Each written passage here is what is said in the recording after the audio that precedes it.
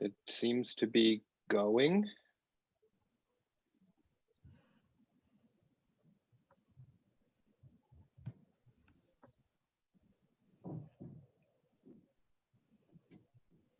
And it looks like it's up. All right, so I guess whenever you guys are ready, we're ready to go. Okay, so we'll call this meeting of the Affordable Housing Collaborative Committee to order on Wednesday, December 12th, 2020. So if we can do roll call, if you go around and just state your names for the record. Alice Buckley. Of course, we did it at the same time. Kenny Burke. Christian Blaney. Joe Murphy, Planning Board. Okay, Josh Daly. Brian Wagner from the Planning Department.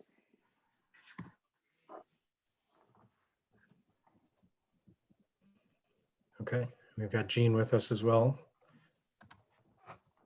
Yeah, Jean Bouchard, the town assessor.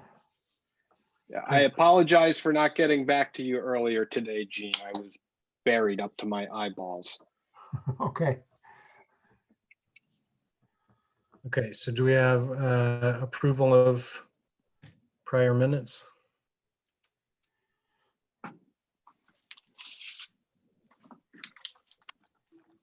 Any discussion or motion to approve? A motion to approve. I'll Second. second. Who got the second, Jennifer? Yeah, I think she got it in under the wire. Okay. Alice and I are in sync today. Okay. How do I, all in favor, say aye or raise your hand. Aye. Aye. Aye. Any opposed? No. Okay. Unanimous. Looks like no correspondence and public comments. I have no correspondence and public comments. Do you want to mention, is this the time to mention the contact from Sue and Narragansett, or do you want to do that during your update? We can do that during the update. Okay. All right. Moving right along. So if I'm right here, then an old business. So discussion of the tax abatements for affordable housing. And I apologize for Gene. I really didn't have a lot to add. I have not been able to spend a lot of time working on this. I don't know if Gene has made any forward motion in maybe considering what an application might look like for this. I haven't, I haven't done an application yet. I think that I have clarified that we were talking about it, an accessory, affordable accessory apartment, whether it had to have a two-family classification. And I think we can, I think that would represent a tremendous hurdle for people who want to have affordable accessory apartments if they're called two families. So I'm going to come up with a tax code specific to this need that would call it precisely what it is. It's a single family home with an affordable accessory apartment. But I need to work with the state of Rhode Island because they approve the tax code classifications, but I think I can come up with some type of a classification to avoid it being called a two-family, which adds a further burden to the property owner with respect to insurance and if they try to refinance the property. So that's what I'm going to do on the classification of the property. But other than that, I haven't had a chance to work on the application. We are going to limit I think the first year we talked about limited the number of applicants to 20 applications to see how this goes, to see if we have any hurdles. One of the things I wanted to talk to you about today, Brian, was, and this is just clarification on my part, the zoning ordinance, does it spell out specifically that an accessory apartment is 750, no more than 750 square feet? Yes. Okay, so that's specific, okay. And then the only other thing I was curious about was, I guess you can, these are predominantly in areas of service by public sewer. But you can put them in other areas without public sewer, but it requires a special, I'm not a planning person, so a special exception or something, but that's gonna require someone.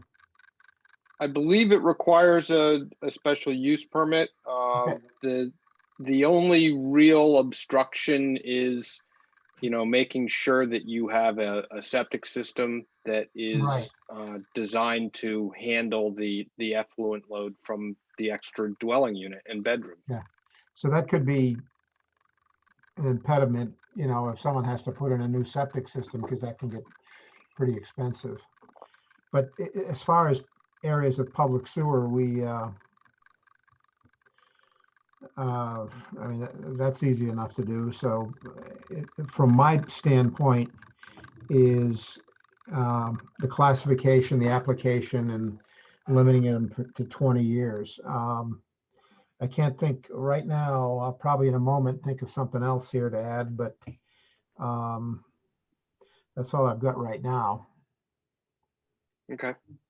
Gene, I had a quick question for you about the tax code issue. So what for current properties that have an accessory unit, not necessarily affordable, just an accessory unit, how are they coded for tax purposes?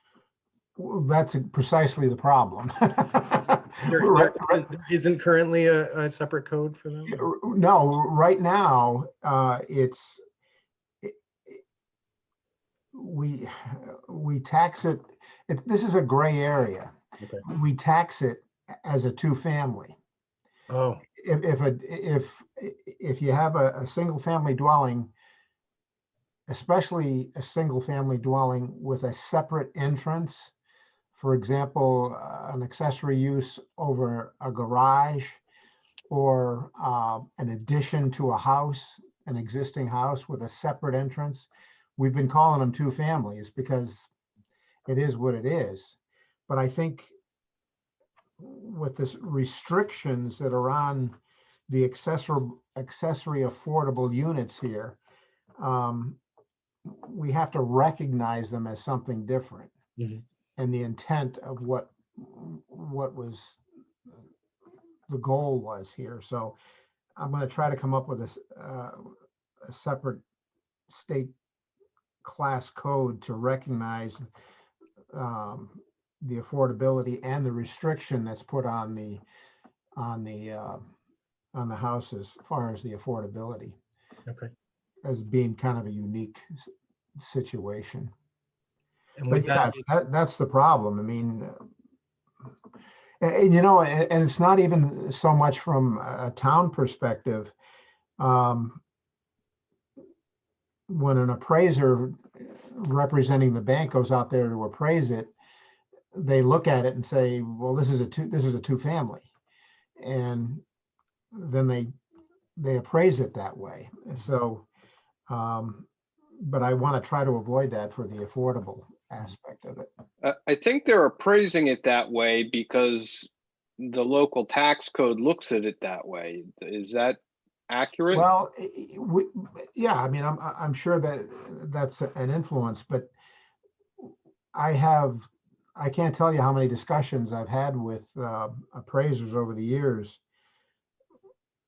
about the vagueness of what constitutes a two-family and an accessory, especially when an accessory use is put in. But I don't know if I can add anything more than that. I think to try to make this, I want to avoid calling them two families. So that, and I think with the restriction that's being recorded on limiting, the income and the use as going forward as an affordable accessory into the future, I think I can come up, with the blessing of the state, come up with a different tax code. for But the- Gene, not all ADUs will be affordable. There'll be some people that have ADUs that elect not to do deed restricted. So you're gonna have in the town accessory dwelling units, some of which will be deed restricted, and they'll request this tax credit or tax write-off. And then the others ADUs will not be deed restricted. So it seems like you should be creating a category for ADUs, and then between those, there's affordable and then just normal ones. Right. But our only concern with this committee are the ones that are affordable, right? Yes and no. I mean, the what we're proposing here has implications for both.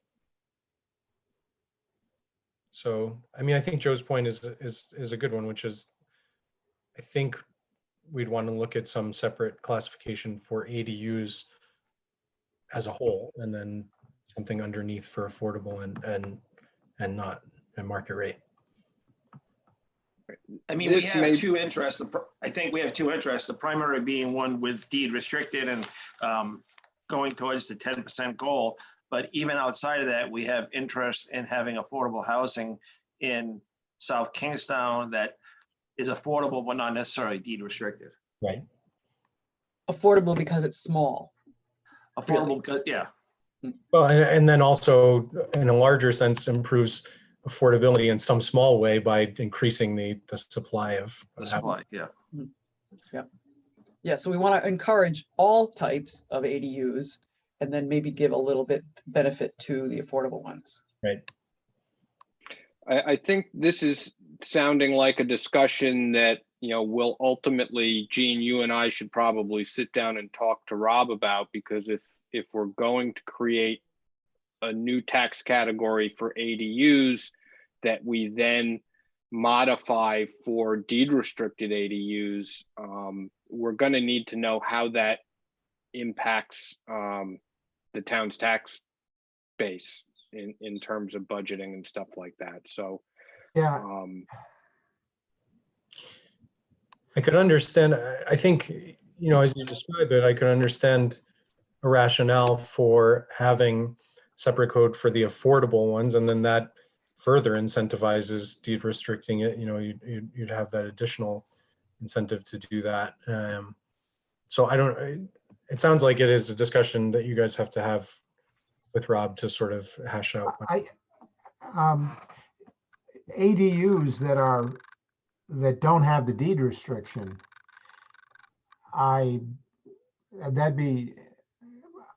people are gonna try to get it's gonna be market rents that they're gonna be trying to, if it doesn't have the deed restriction, I could see them being pretty pricey in this town for just simply due to the demand for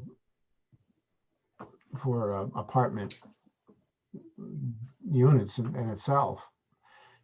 right, but it's market rate for something that has a maximum size of 750 square feet. So it's still at the low end of the rent scale simply because of its small size.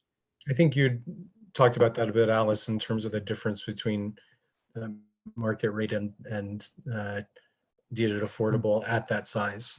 Yeah, right, and there wasn't a lot of change. Let me dig that number out.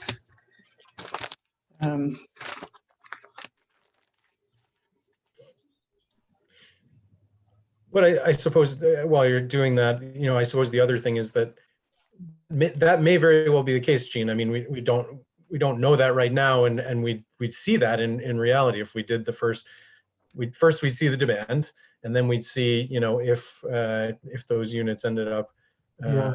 going for a pretty penny, or if it, bears out as we sort of anticipate. Yeah, we need, we'll have to have a discussion with Rob and get some further input on this. Okay. Okay. Are there any other items besides what we've discussed right now that are sort of between where we are right now and getting it to a place where we could sort of finalize this? No, I'll just make a comment. I just want to go back to that with Gene for a second, that I think that it makes sense, even if it's not deed restricted, and even if it doesn't result in a tax difference, that it makes sense to still classify it as an ADU to avoid confusion. The zoning requirements for a two-family are different than the zoning requirements for a house with an ADU. Right? So an ADU is limited to one bedroom, it's limited to 750 square feet. That's not the case in a two-bedroom.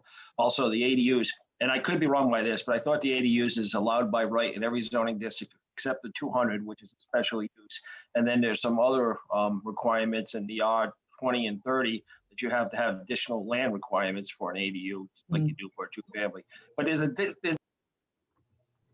Oh, you're muted. You got muted, Joe.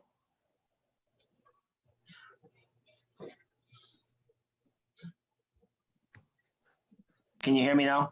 Yes. Yep. Okay, I don't know where you lost me. I lost you, but my concern is that it creates confusion if you classify a house with an ADU as a two-family, because at some point somebody's going to say, "Hey, I'm as a tax as a two-family. Tax assessors, I'm a two-family. Why do I have to stay with one bedroom? I've been classified as a two-family for the last 6 years or 5 years or whatever." So I think it does make sense to have that separate classification. I agree. But it sounds, Gene, it sounds like, you and Brian and Rob would need to talk about the potential implications for. Yeah, very definitely, we need to have a conversation Okay. on this aspect of it. I'd have to think this out, to be honest with you. Okay. Are you, Joe, are you saying that, well,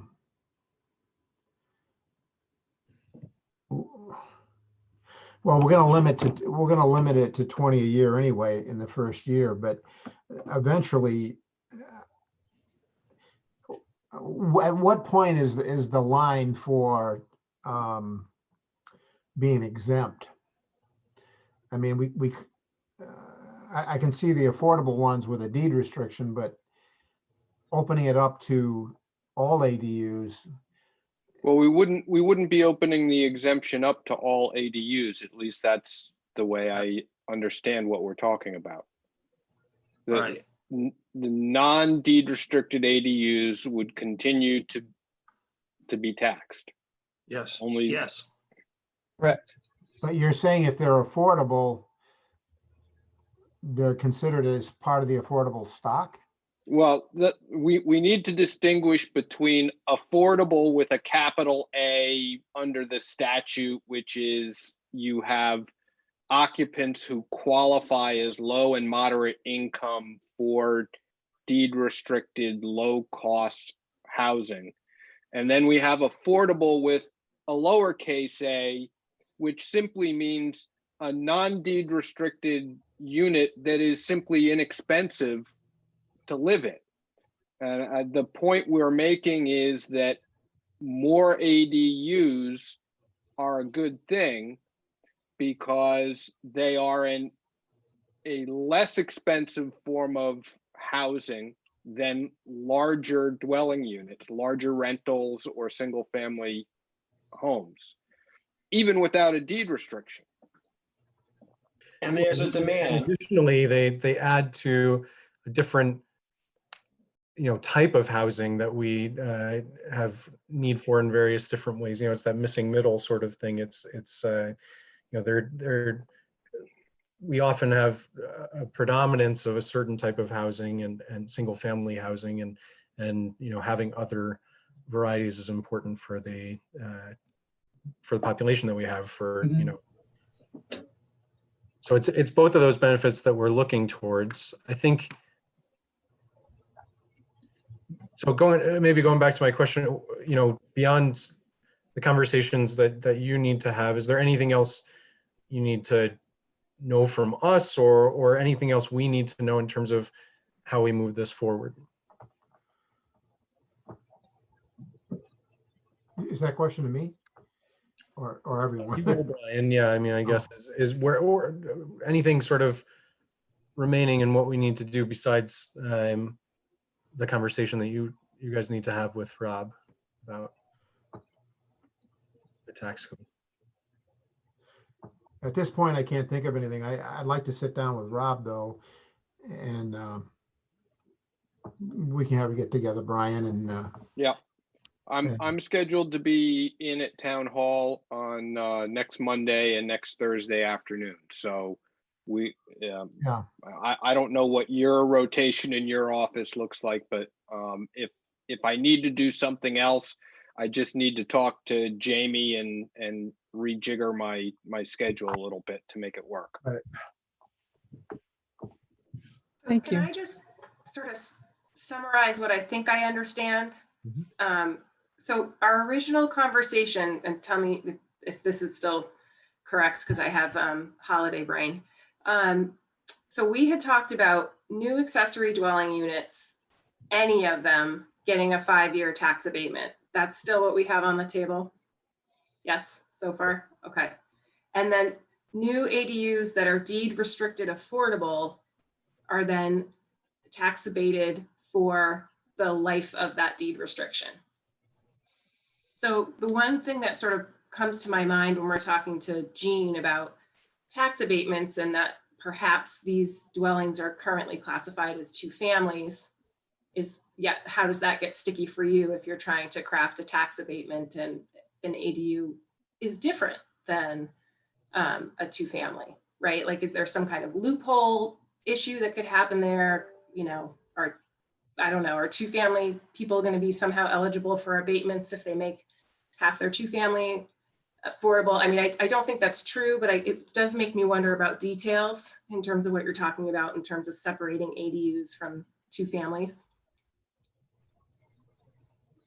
Does that make sense, or am I all over the place? Yeah, I think what some of us are thinking is that it might be easier and more practical to make ADUs their own category than it is to create special provisions for 2 families that meet the characteristics of ADUs. I don't stand in Jean's shoes by any stretch of the imagination when it comes to arranging these sorts of town financial things, but that's sort of where my brain's at. So your question, Jen, is sort of, if you make that change to the tax code, to carve out something for ADUs, whether we do it in the way that some of us are talking about in terms of just generally for ADUs, or even more specifically. So the question is, if you did that, would there be some sort of, unintended consequence, loophole, that would sort of allow for 2 family units to sort of qualify under that, or say that is that what you're asking? Or Yeah, I think so. I mean, I think I'm sort of in the same line of thinking as Brian, that if Jean's even thinking that 2 families and ADUs seem like they're different things, and we want to do some new activity around taxes with ADUs, it probably, it's worth at least talking to Rob and having everybody get together and think about, do we need to classify this differently so it's clean, so that whatever policy changes happen are clean and make sense and aren't too convoluted, if that's possible. So it's not really, I guess it's not a question unless there isn't a change, in which case, is there a risk of confusion somehow for property owners between their two families that are ADUs and their two families that aren't? So it is a pretty clear, and I don't have it in front of me, about what constitutes an ADU. It's pretty clear. There's certain parameters. So I'm just wondering where the confusion might come in. 750 square feet. I don't remember all of the specific parameters, but Just to do with the egress, 750 square feet. One bedroom. one bedroom. Room, yeah, exactly.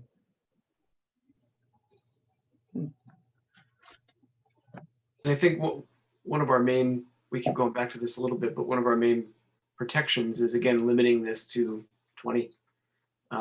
So if there is a Yeah. loophole of some sort, I mean, how much damage can you do with 20, right? We're probably going to learn a lot. We might learn that nobody's interested at all. Mhm. We might learn that, they go quickly. We don't really know. So, I mean, I think that's part of the overriding thing, is really to just get something out there together, knowing that it might take a little bit of polishing, at least we're protected for a limited amount. In an earlier meeting, we had stated that this was for newly created ADUs. So existing ADUs that don't add to the stock wouldn't be applicable. At least that was our previous discussion. Right. So we really just want to get it moving, and we don't anticipate a lot of people coming in to do it, and sort of working out the kinks as we go along. Hopefully there's a line, out the town hall front door the day it sets off like a rocket, but that's probably not going to be the case. Because then once we do this, then we have to tell people that it's happening. That's a whole other part of this, right? Getting the word out that it's something that's available. I don't know. I think that it'll get some. Exactly. It'll get some interest when we make the exemption on an accessory. I think people would be interested in that, to create one. The dilemma is, in the past, even though an accessory apartment was smaller, if it was two separate units with two separate entrances, it was called a two-family. And that's the difficulty that I'm having right now, and why I thought creating a separate tax code for those who apply and have the deed restriction could make this work. But if we want to open it up to, I have to give some thought to, and bounce that off Brian and Rob, about all ADUs, to see what implications that might create. I've got to give some thought to that. Well, we'll get together and work it out. Yeah. We can certainly give you, I believe, a discrete set of characteristics that would define an ADU for you to work with. So, something objective and clear that would allow you to distinguish those two types of units. So I'm not overly concerned about that. Great. I Thank think you. the big distinction, not to go on because I think you wrapped it up nicely, but the big distinction is the size, because an ADU, as I recall, it has to have a separate bathroom, has to have a separate kitchen space, right? Which would be true of a two-family as well. It seems like the big distinction between a two-family and a single with an ADU is the size of that second unit, right? Correct, because any dwelling unit has to have sanitary facilities, Right. and a place to prepare food, Right. and a place to sleep or rest. So you have those three things that create a dwelling unit, and then for the purposes of an ADU, it's size, limitation on the number of bedrooms, and I'll need to go back and look at the ordinance for other sort of objective criteria. But you're absolutely right. A 750 square foot limitation is pretty restrictive on its own when you have to have those three other criteria in order for it to be a dwelling unit. Okay, well, it sounds like we've gotten to a place where you, Brian, Jean, and Rob can sort of hash some of this out and come back to us with what you're able to come up with in that discussion. Okay. Okay, thank you very much. Thank you. Thank you, Jean. Thanks, Gene. Thank you, Jean. Welcome. Thank you. Thank you. So our next item is continued discussion regarding proposed changes to the Affordable Housing Trust Fund. So I circulated, we have a new draft language based on our discussions from the last meeting. I left two things highlighted in yellow here for a little bit more discussion. One is in section G, a list of things that we want to come in with the application form. Some of the things we did discuss, I think it was Joe who brought up the attestation from the applicant that the project wouldn't go forward without the additional support.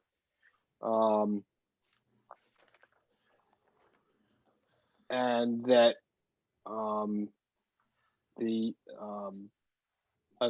evidence that you're going to be creating more affordable housing than would otherwise be created under inclusionary zoning or comprehensive permit requirements. You know, we're not just giving extra money for people to use existing processes. We want something more.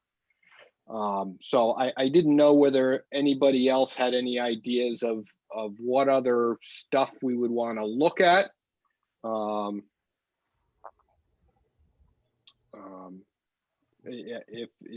there particular pieces of information we want to evaluate?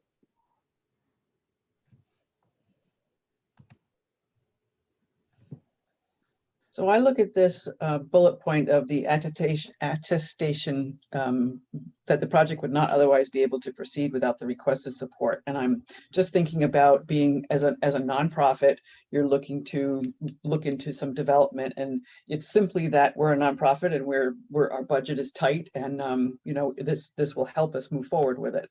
But I'm not sure that's pretty much all we'd be able to give. Does that be sufficient? I think it is. I think that's part of why that's there, at least in my opinion. You know, for that exact reason, and also to keep for-profit companies from trying to abuse it, right?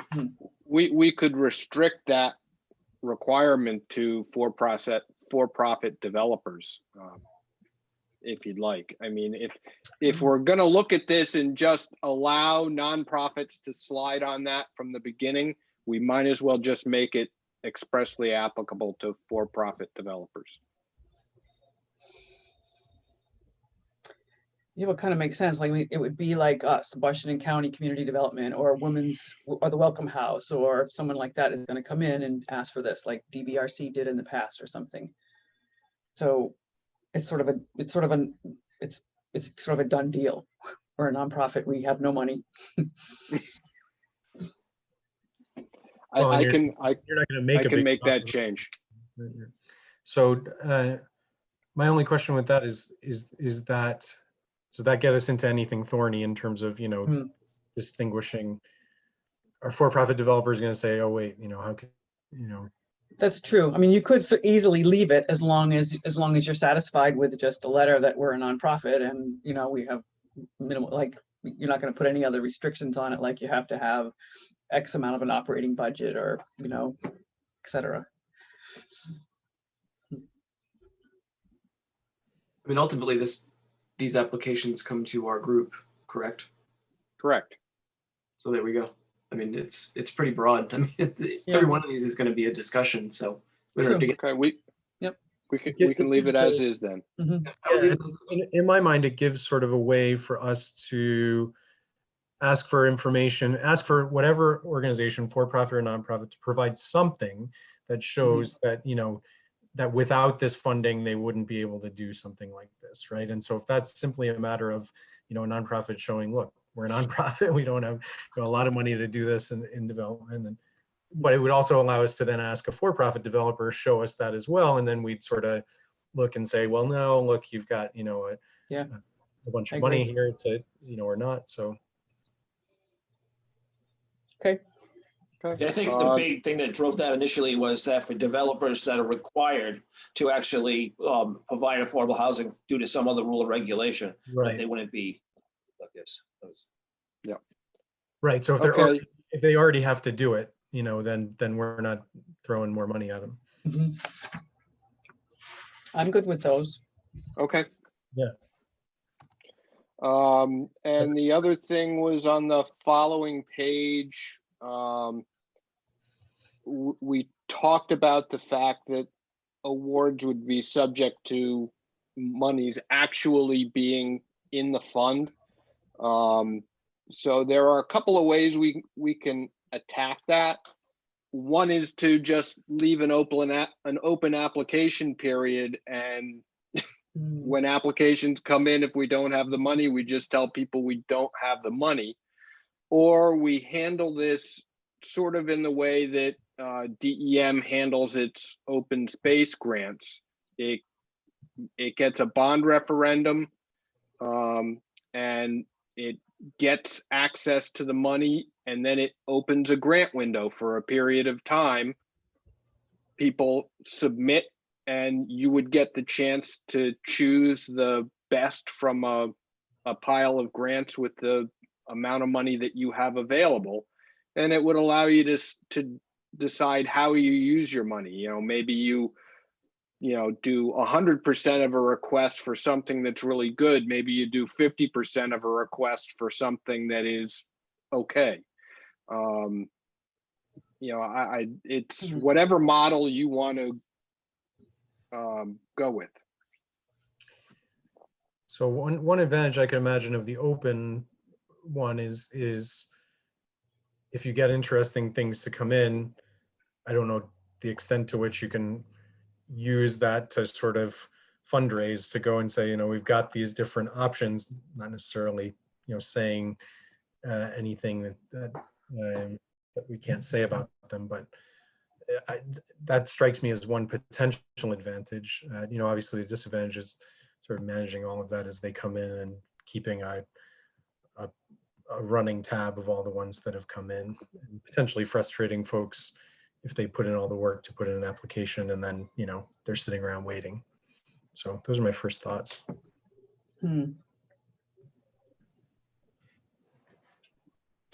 I'm accustomed to the second, where, you know, there's an open grant period and everybody applies for that pool of money, and it's weighted, and, you know, you put a lot of effort into your application and you cross your fingers, and the committee decides who's going to get what based on what's been applied for at that point in time.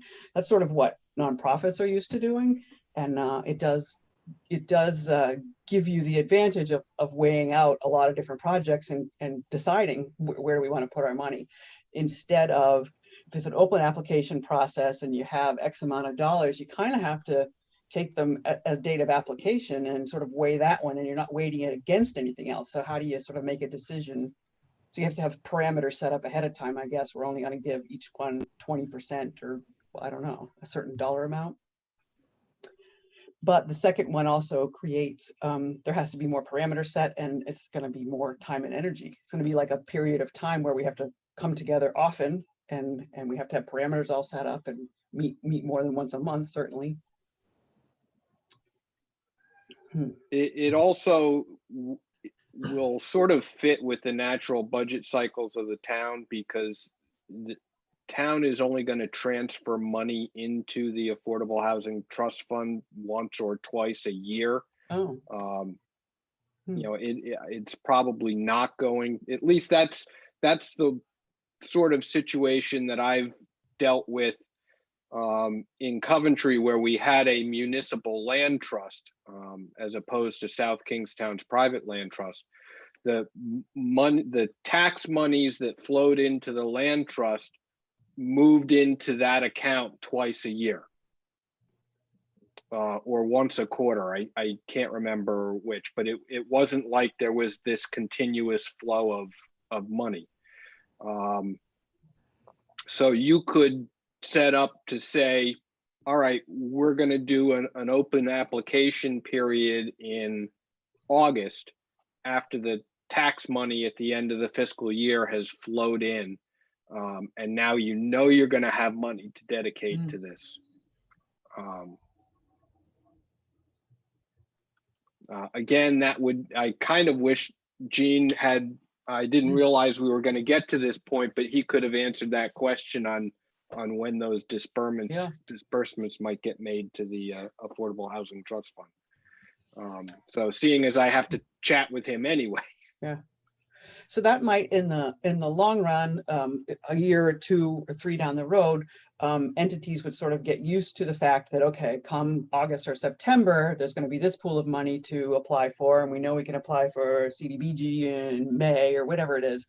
But we'd also have a pool after our first year or second year to go back to the town council and say, look at all these applications. We had 7 really cool projects and we only had $50,000 to award. You know, you really need to give us more money. Yep. And if we do, you know, accumulate a decent amount of money in the Affordable Housing Trust Fund, maybe you can just keep an open application period, because you'll know you'll have some money there to support it. So, you know, this will be a growing pains sort of issue. Feel it out as you go along. Mm-hmm. Now, Brian, is that money limited to 2 years and then it gets goes away, or what is the rules on that money? Are you aware? No, not off the top of my head. I'd have to look up the ordinance.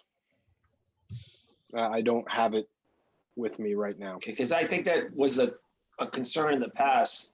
I think that was a concern in the past, that the money was only good for so long and then maybe it had to go back to, would have to turn it to the state or whatever. If you could look at that and see what the time limit is on that money. The Affordable Housing Trust Fund, Joe? Is that what you're asking? I'm not sure.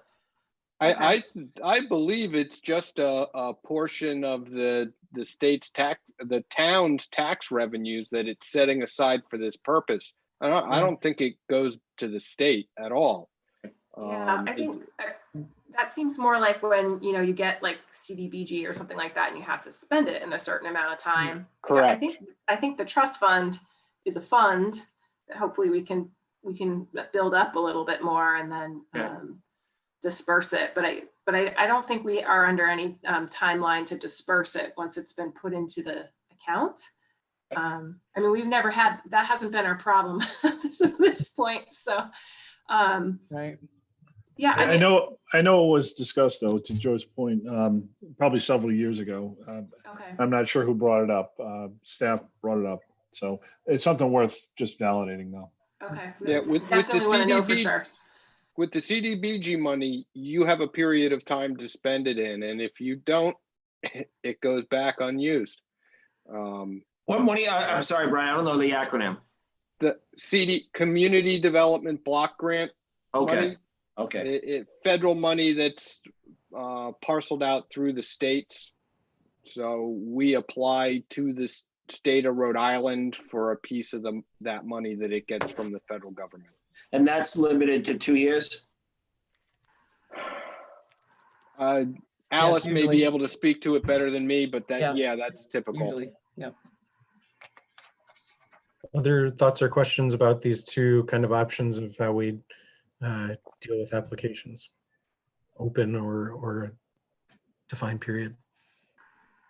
I kind of am leaning in the defined period direction right now. I guess my only reservation is, does that somehow challenge, you know, people who just need a small amount of help to figure out if they can go forward with a project? Like if it's, you know, if someone's trying to acquire a property, for example, are we, you know, not able to help because we only have this certain open period, this certain period to apply? So if it's in the late summer, fall, and a nonprofit wants to try and get a property in town to convert it to affordable, but they need help with the sort of engineering or assessment or appraisal or something like that.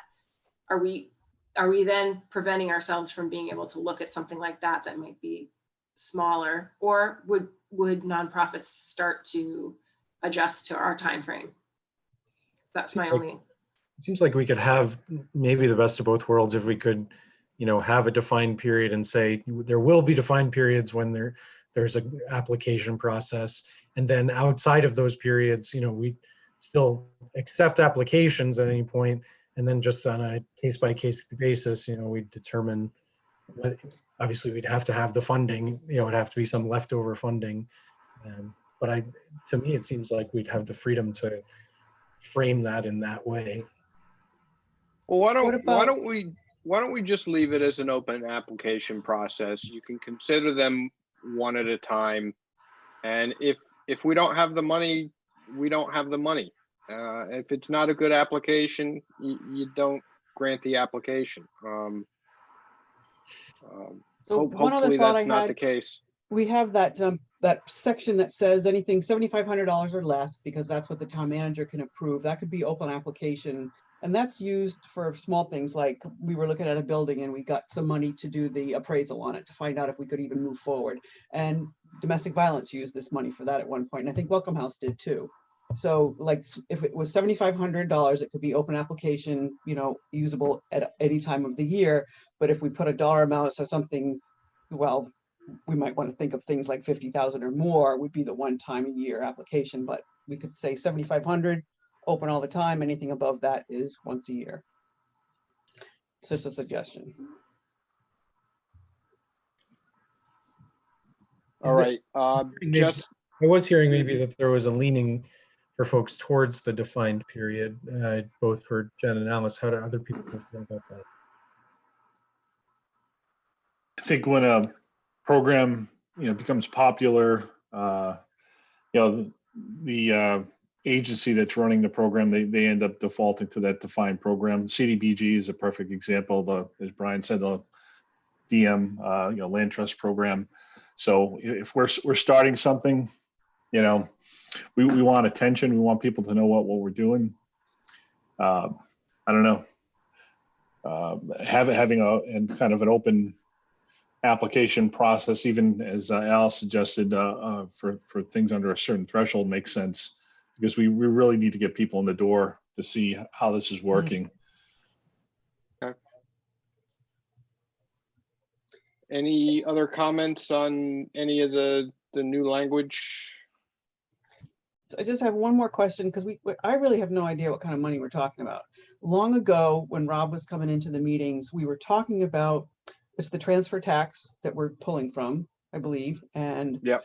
50% goes to the general fund and 50% goes to open space, and that was about $1 million a year.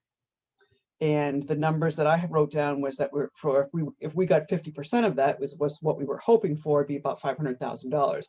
But we know we're not going to get 50% of it in the beginning, but we might get $250,000 a year, 25%, just as something to go by. Does anybody know? Let me see if I can get those numbers. I'm, to be honest with you, I couldn't tell you what the percentage is off the top of my head. So I will talk. I've got a list of things that I apparently am going to need to go through with Rob next week when I'm back in the office again. Okay. So. That one is of interest too, because I think it was last year, sort of had this conversation about talking with town council more about what that ratio is and whether they might consider directing more of that money to the trust fund. And we've since been working on programs to establish that we have a plan, if they did that, to actually generate more affordable housing. So I think we've made some progress on that. And maybe for a future meeting, it's something we want to talk about, is whether we want to more formally engage with or make a recommendation, whether people are interested in doing that. We could put it on as a discussion maybe for a future meeting, whether we want to do that and talk about before the budget season really gets going. Good idea. Making a recommendation. Okay.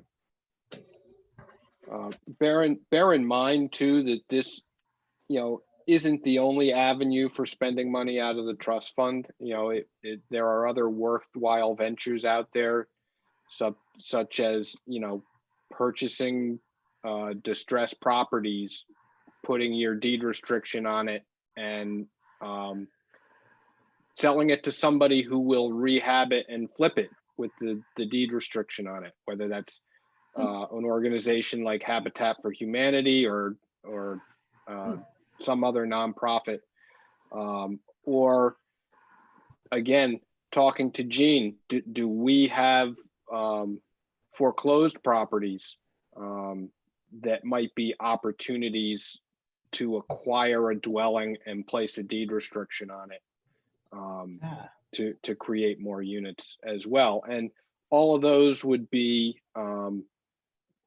good uses of housing trust fund money, as well as incentivizing other people with this money. Yeah, great. Exciting. Okay.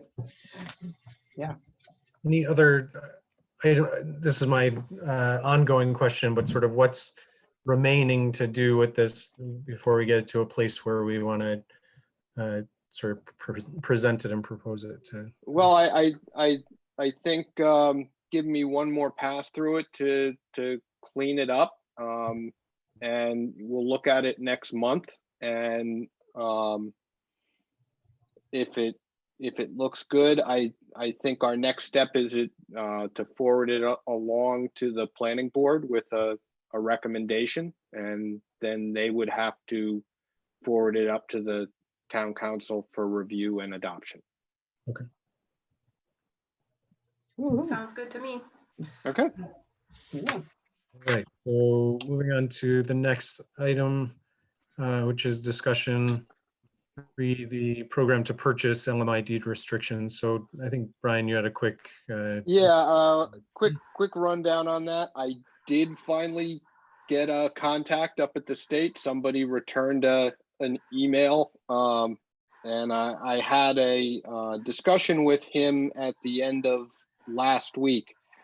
The response to this was lukewarm at best. Every time I tried to find a reason why this would work, there was a counter argument for why it wasn't going to work, why this was inappropriate down payment assistance in another name, or a bunch of other excuses. So the end of the discussion was sort of, well, you could give it a try as some sort of pilot program, but we wouldn't be able to make any promises. So it wasn't a no. I guess we could continue down this path and see if we could outline what a program like this would specifically look like. It might also simply be easier to focus on, other ways to do it. I think it's probably a pretty small population out there that would be interested in pursuing something like this, and it may not be worth the time and effort to try and implement if the state's not going to recognize the dwelling units that you create.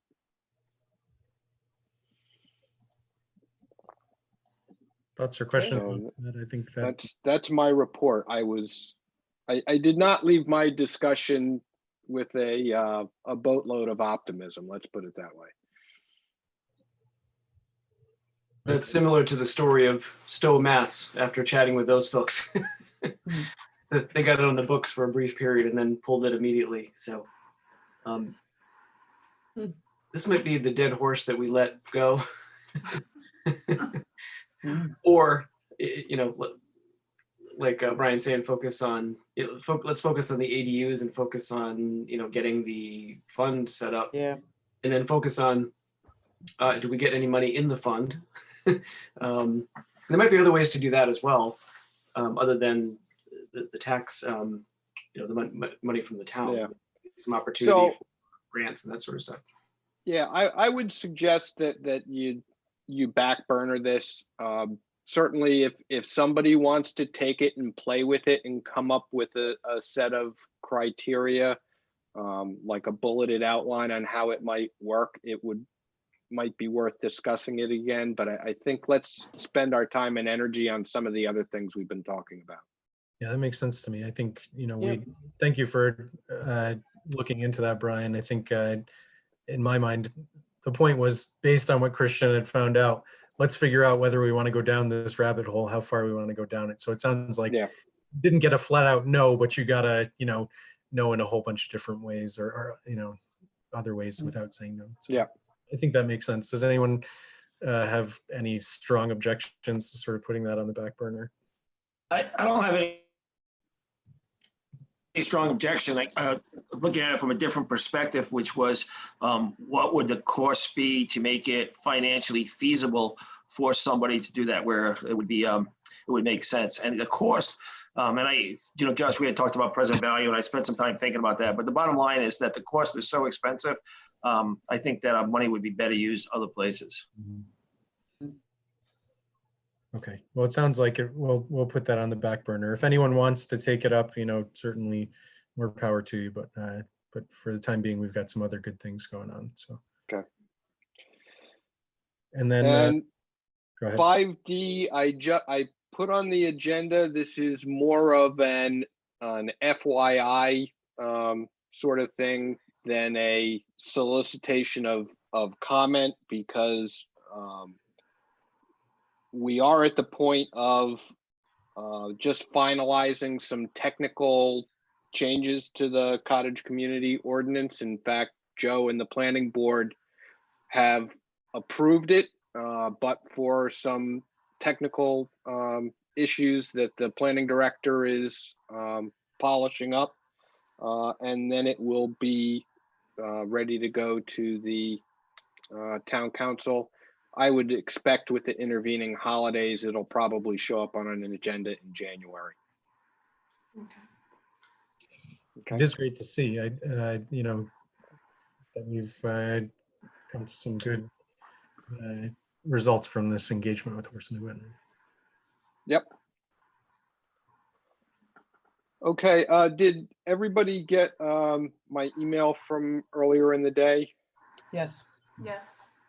Okay, so I neglected to get a matter on the agenda. The planning board had asked us to relook at a matter that you guys signed off on back in February. I am going to promote Attorney John Kenyon, who is the applicant's attorney for the village at Curtis Corners. Good evening, John. Good evening, everybody. How you doing? Hello. Good. Hi, Good, John. John. Do we So- need to put this on the agenda? Is that an official thing we need to do? Yes, we, under the Open Meetings Act, the board is allowed to vote to add items to the agenda for discussion purposes only. No votes are allowed. No votes are being requested. What we would need is a motion and second to open up the, add an item to the agenda for discussion of the Village at Curtis Corners low mod aspect to their housing project over there. Do we have a motion? I'll motion to add that long sentence to the agenda. A second. All in favor? Aye. Aye. Okay. Okay. So let me see if I can do the screen share here. And then John, you might want to, I don't know whether you want to present something or just let me go ahead and do it. So let me see, where is it?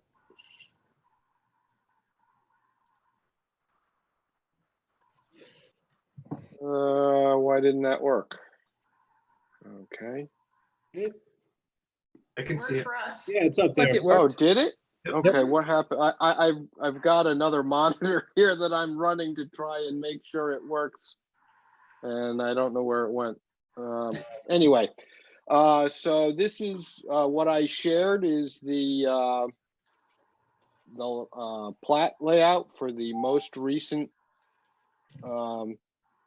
plan for the village at Curtis Corners. As you may recall, it is 24 structures. 8 of those are duplex units. All of the structures would be sold at market rate, and half of each duplex will be rented out at an affordable rate. When you reviewed this last February, you, let me try this.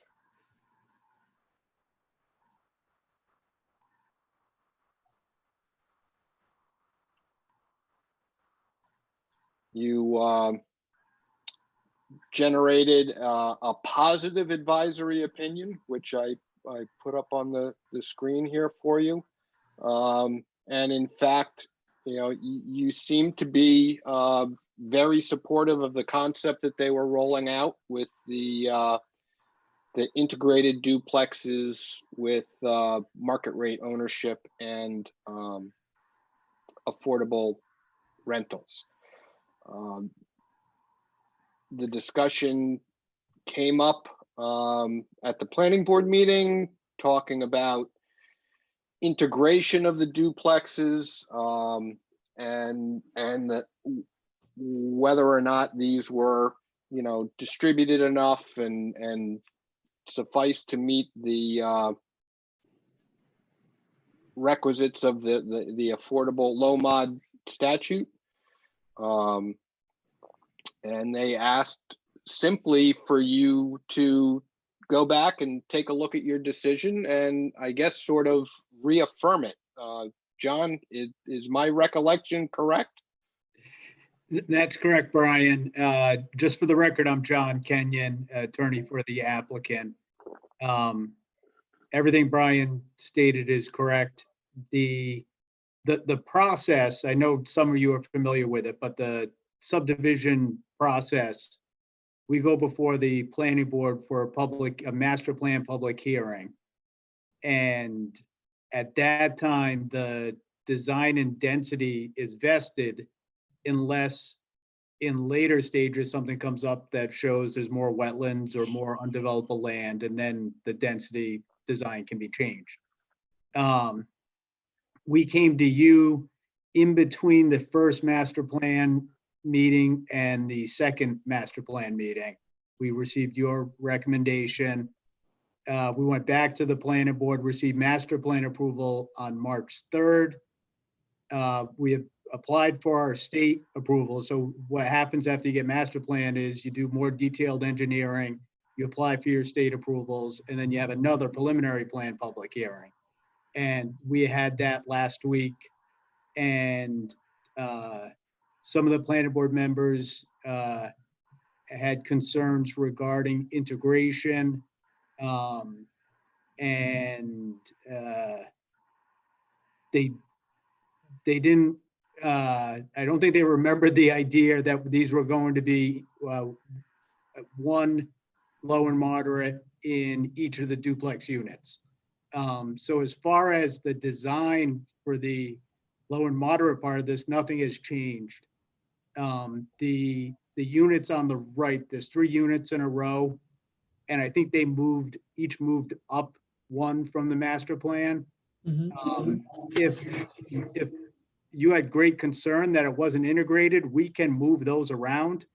We just put those there because there was more room on those lots than some of the other lots, and the 2 families are a little bit bigger than the single families. I don't know, Joe was at the meeting. Joe, were there any other?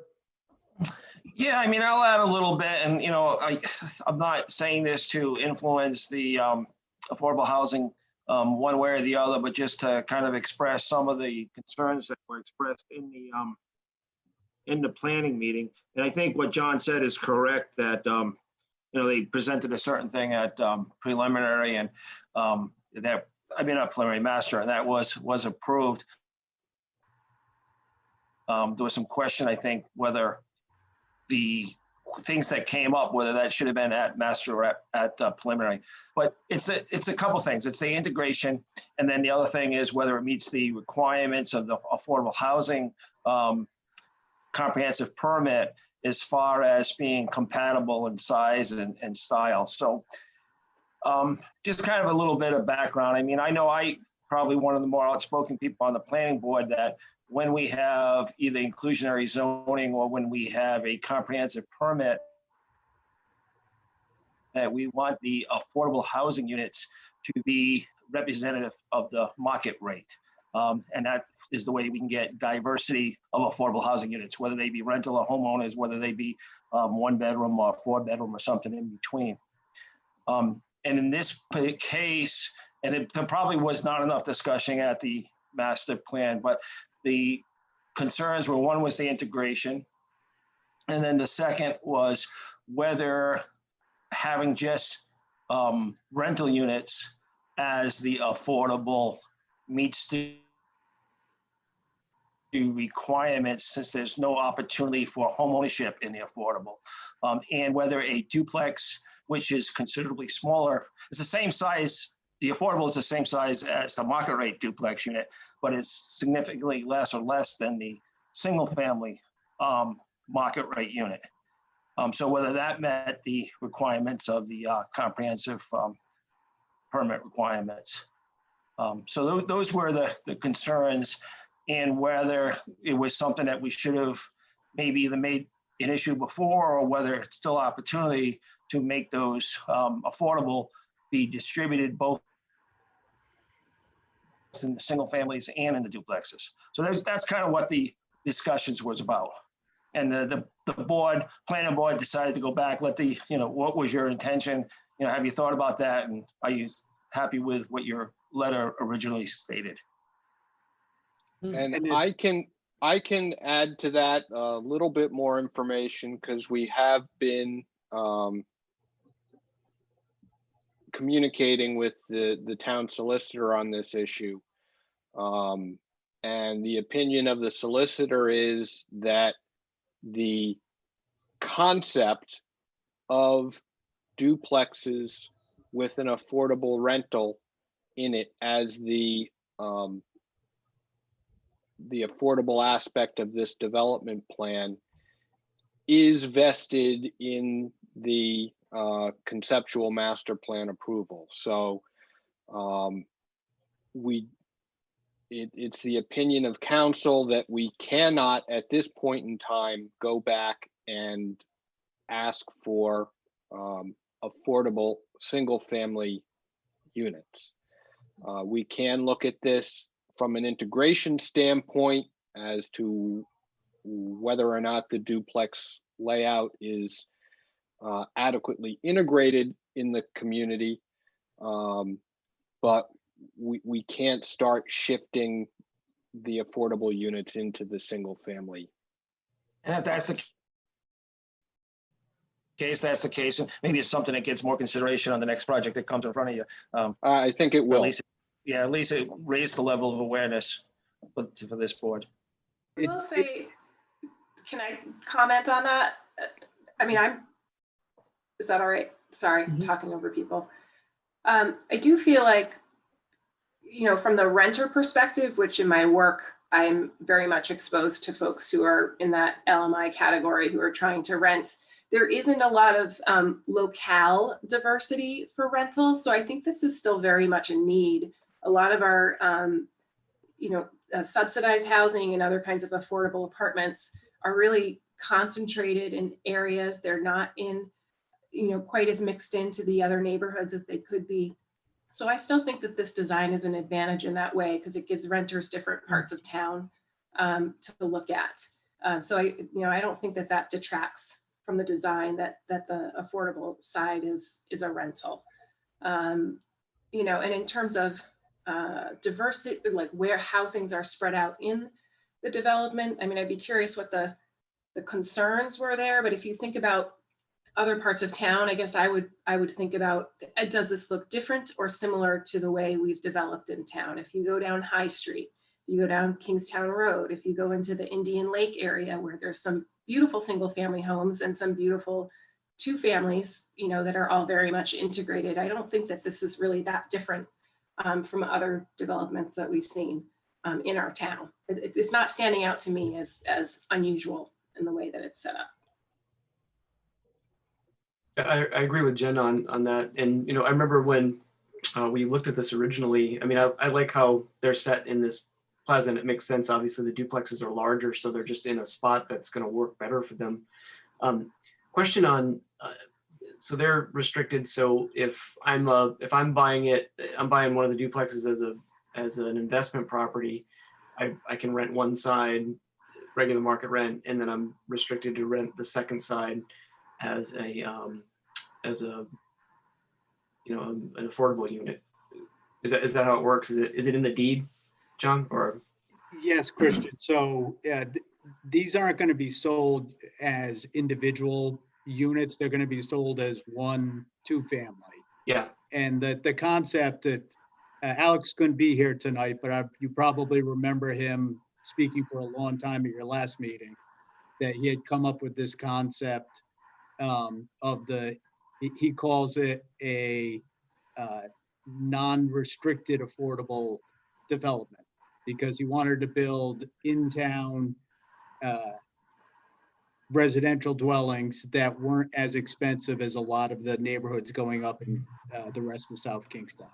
So in his mind, even the market rates are going to be more in line with an affordable price.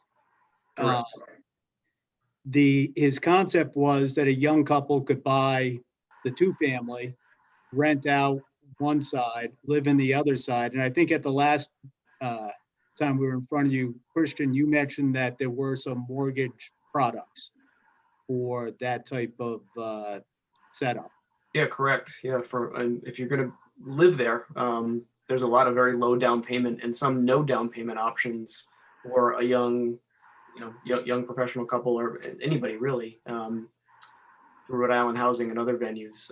So it makes a lot of sense, and it gives them the opportunity to earn some of that income back on the other rental side. Even if it's deemed affordable, it's still going to help them pay the mortgage. So I think it's a great concept and a great idea. And when we applied for our letter of eligibility with Rhode Island Housing, it was funny because I explained it to Stacy Wasserman there, and she hadn't really, I don't know anybody else that's done this concept. And then she came back a few days later and said, this sounds great. So I don't blame the planning board members, because this is unique. But we think that this is a perfect location for something like this.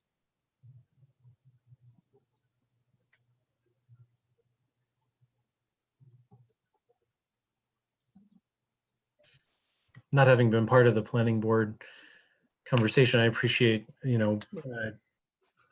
Brian and Joe and John giving us, some insight into how that went. I can understand where that concern is coming from. And I think it is something, as Joe said, for us to consider in the future, as we think about making sure that there are a mix of single family affordable homes, in developments in the future. But I agree with what others have said, with what Jen said, with what Christian said. I think that as far as integration, I think it's nicely integrated into the full development, and it seems well spread out, and does, as Jen said, mirror things that are in other developments in our town. I also think that the duplex approach is creative and attractive, and also allows for, one of the things is making sure that the affordable units are consistent, in terms of building and what they look like and desirability. It doesn't say that exactly, but in my mind, it's sort of desirability. So I do think that's creative, and I think I would agree that it's a creative way to address the issue. We do have a question. Actually, there's a gentleman who's watching Taylor Oh. Ellis, and he typed in a question.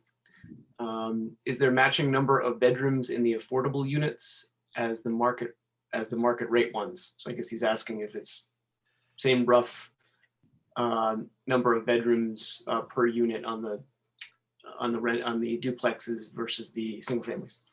It is at the planning board meeting. My client mentioned that the duplex units, both the market rate and the affordables, would be either 2 or 3 bedrooms, and the single family buildings were going to be 3 bedrooms. And I think that raised some concerns whether that was it would be required that they be 3 bedrooms to match the single families. And if that is an issue, he can make the 2 families 3 bedrooms. He was kind of leaving it up to the home buyer building the house. Yep. Whether they wanted to finish 2 or 3 bedrooms.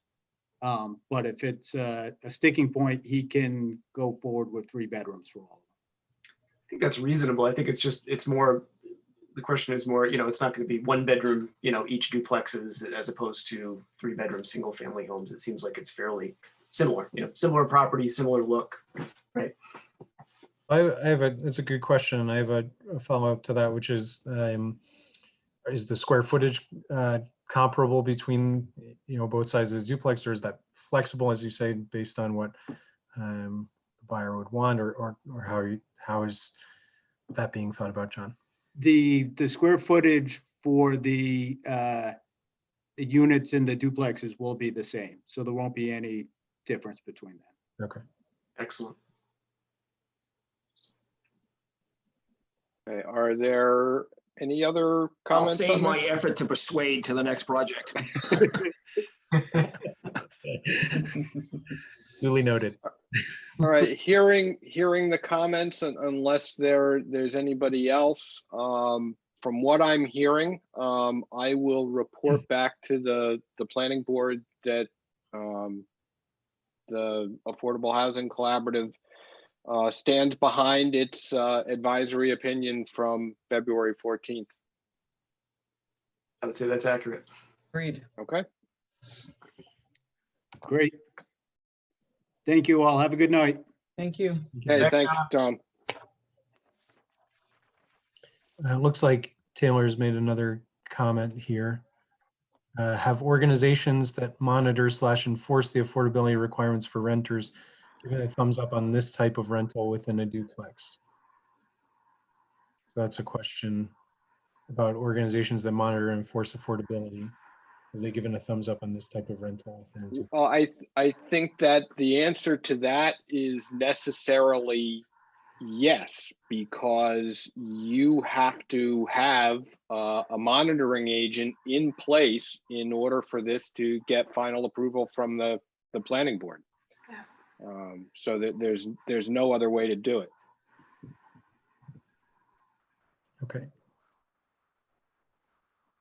I want to make sure, Taylor, if there are any other questions or comments before I close.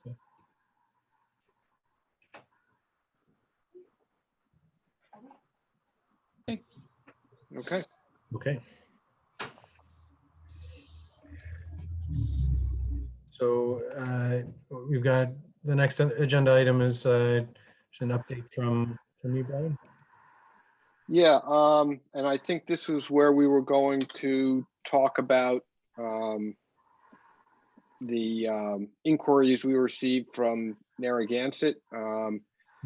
Narragansett, after the elections, had a substantial shift in its town council, bringing back the former town council president, Sue Bonanno, who approached me about getting information on, I'm drawing a blank. Help me, Josh. Well, she was looking for a few things. One thing specifically she was looking for was any language around the ordinance that created the Affordable Housing Collaborative Committee.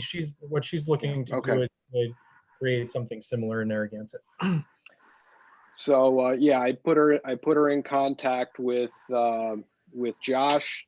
She of course already had accessed our ordinance and looked at those materials.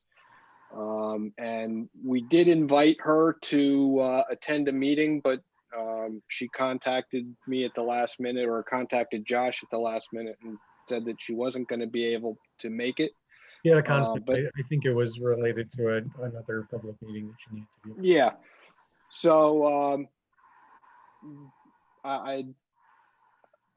I certainly have no problem, lending assistance to a neighboring community looking to advance the issue of affordable housing, and whatever we can do to help them make good decisions for their community. Narragansett has a tough uphill battle with creating affordable housing in a small town that's, approaching full build out. So it's not going to solve its problems through new subdivisions. So I think we left it where we're generally open to it. We'd certainly like to hear any questions or comments or feedback, that you all have. And if anyone has any sort of institutional memory around the origins of this committee, or knows where to, beyond the written ordinances, that might be helpful. Well, we came about due to the act or the law at the state level, right? When they did the 10% requirement. Oh, okay. I think that's even in the stuff we had tonight, a little bit of that history, but I guess that's why I'm surprised maybe not all towns did it this way when that law came out. no, all towns don't necessarily have a board dedicated to the issue of affordable housing. So, certainly if anybody else here is willing to chat with Sue Bonanno or other representatives from the town of Narragansett, let me know, and I will be more than glad to make the virtual or electronic introduction that we're restricted to nowadays. And if anybody has old materials or institutional memorabilia, I guess, about important issues that the board has addressed over time, things you need to be set up to respond to, or whatever, you can forward it to me, and I will make sure that it gets to Sue. I think we did leave it open with her that she was welcome to join us at our next meeting. So, we'll see if takes us up on that. I might suggest that maybe Sue, Cheryl Hartnett was a member of this committee for, I think, since its inception. And Cheryl Hartnett happens to work in Narragansett Housing Authority. Right. She's a town employee, so Sue might want to reach out to her. She could get some good historical knowledge from her. Okay. Great suggestion. Yeah. I will let her know that. Okay. Any other updates, Brian, from your office? No, nothing else. We're all struggling through this. We never get to see each other except for Zoom meetings every morning, and I'm sure everybody's dealing with those sorts of isolation and communication issues, and I can't wait to actually, I never thought I'd say this, but I can't wait to go back to work more than once a week. It's funny. We have 5 people in the office, and we are restricted to having no more than 1 person in the office a day. Wow. And so we each get our 1 day in the office.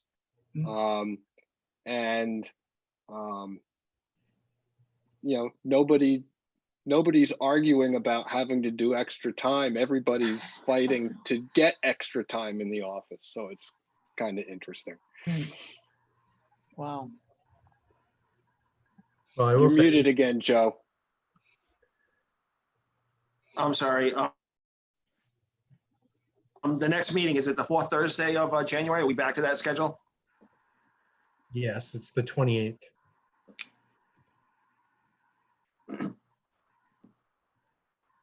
Okay. The 28th of January, which is the 4th Thursday. So, well, we appreciate your continued efforts, Brian, and stay strong in this time period. No different than anybody else. So if you can't laugh at it, you're gonna cry. So Yeah. All right. okay. All right, good progress. Thank you. We're moving along. Yeah. Okay, see you later. All Oh, right. sorry. We have a Adjourn. motion to We need a adjourn. motion to adjourn. Is that a motion? Yeah, Alice, you motion, that was a motion to adjourn, right? Motion to adjourn. Okay, Yes. second. Aye, aye. And we are adjourned at 8:30. Thank All right, you. have a good one, All right. everybody. Thank you. Bye. Happy holidays, everybody. Yeah, and stay happy safe with holidays. your families. Yes, All right. absolutely. Same to you. Happy New Year. Okay. Happy holidays. Happy New Year.